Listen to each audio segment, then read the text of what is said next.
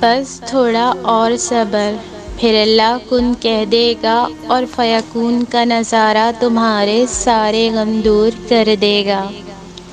حضرت محمد صلی اللہ علیہ وآلہ وسلم نے فرمایا، فاطمہ میرے جگر کا ٹکڑا ہے، وہ راستے پہلے ہی بنا دیتا ہے لیکن عطا صرف بہترین وقت پر کرتا ہے۔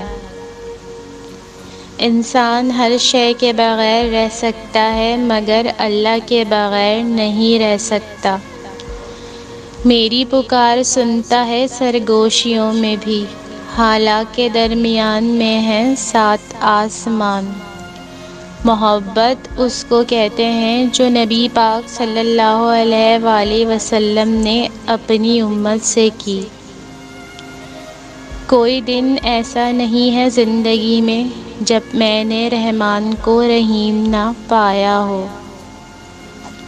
رسول پاک صلی اللہ علیہ وآلہ وسلم نے فرمایا، بے شک ہر نماز اپنے سے پہلے والے گناہوں کو مٹا دیتی ہے۔ صبح کی خاموشی میں سب سے زیادہ حسین آواز اذان کی لگتی ہے۔ جو دل دوسروں کی تکلیف دیکھ کر بے چین ہو جائے تو جان لو کہ اس دل میں اللہ رہتا ہے۔ کسی کو معاف کرنے کے لیے اس کی روح کے نکلنے کا انتظار نہ کریں۔ جب بھی وقت کٹھن آیا ہے اپنے ہی رب کو مدد کرتے پایا ہے۔ الحمدللہ کہا کرو، بے شک قرآن پاک بھی الحمدللہ سے شروع ہوتا ہے۔ مٹا کر اپنی ہستی کو سراپا جستجو ہو جا، تو جو چاہے گا وہ ہوگا، وہ جو چاہتا ہے تو ہو جا۔ نا امید نہ ہو، کمزور نہ پڑو، غمگین نہ ہو، بے شک اللہ تعالیٰ ہر چیز پر قادر ہے۔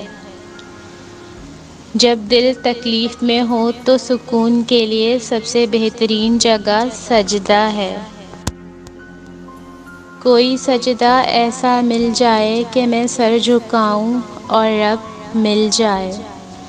رسول اللہ صلی اللہ علیہ وآلہ وسلم نے فرمایا، جس نے ٹھنڈے وقت کی 2 نمازیں وقت پر پڑھیں، فجر اور عصر، تو وہ جنت میں داخل ہوگا۔ خوشبو بتایا کرتی تھی کہ حضرت محمد صلی اللہ علیہ وآلہ وسلم یہاں سے گزرے ہیں۔ اپنے رب کا شکر گزار ہونے کے لیے اگر کوئی وجہ درکار ہے تو اپنی چلتی ہوئی نفس پر ہاتھ رکھ لیں۔ نماز آخرت میں سے ہے، لہٰذا جب تو نماز شروع کرے تو دنیا سے نکل جا۔ جھولیاں بھر دی جاتی ہیں اور دینے والا نظر بھی نہیں آتا، اسے کہتے ہیں فَبِأَيِّ آلَاءِ رَبِّكُمَا تُكَذِّبَانِ۔ حضرت محمد صلی اللہ علیہ وآلہ وسلم ذکر جن کا سورہ فاتحہ میں ہے وہ صراط مستقیم آپ صلی اللہ علیہ وآلہ وسلم ہی تو ہیں۔ خدا کا بندہ وہی ہے جو بندوں کا خدا نہ بنے۔ قرآن پاک پڑھنے سے ثواب ملتا ہے جبکہ سمجھ کر پڑھنے سے ہدایت ملتی ہے۔ جب زخم دل پر لگتے ہیں تبھی تو دل اللہ سے لگتا ہے۔ مزید اچھی ویڈیوز کے لیے چینل کو سبسکرائب کریں اور ویڈیو کو لائک، شیئر اینڈ کمنٹ ضرور کریں۔ شکریہ۔